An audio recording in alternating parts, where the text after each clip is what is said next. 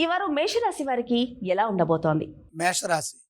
మేషరాశి వారికి బ్రహ్మాండంగా ఉన్నదండి. 5 గ్రహాలు యోగిస్తున్నాయి. ఏకాదశంలో కుజ, రాహు, బుధులు. జన్మ చంద్రయోగం, ద్వాదశంలో శుక్రుడు. అద్భుతమైన శుభకాలం కొనసాగుతుంది. వృత్తి ఉద్యోగ వ్యాపారాల్లో శుభ ఫలితాలు సాధిస్తారు. మీరు చేస్తున్న ప్రయత్నాల్లో స్పష్టత వస్తుంది. ధైర్యంగా నిర్ణయాలు తీసుకొని శాంత చిత్తంతో ముందుకు సాగండి. ఫలితాలు అనుకూలంగా ఉంటాయి.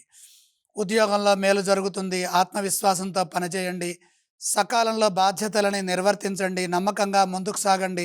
ప్రతి పని శ్రద్ధగా చేస్తే ఎటువంటి ఇబ్బంది ఏర్పడదు. మానసిక ఉత్సాహం సర్వప్రధానం. ధర్మ మార్గంలో సరైన ప్రణాళికల ద్వారా కృషి చేస్తే శ్రేయోదాయకమైన భవిష్యత్తు లభిస్తుంది. వ్యాపారంలో తిరుగులేని ఫలితాలుంటాయి. సుస్థిరమైన ఫలితాలు సాధిస్తారు. లాభాలు పెంచడానికి వ్యాపార రీత్యా కాలం అనుకూలిస్తుంది. సృజనాత్మక శక్తి పెరుగుతుంది. ఆలోచన విధానం అనుకూలిస్తుంది. మీ ఆలోచనలు సమాజానికి ఎంతగానో మేలు చేస్తాయి.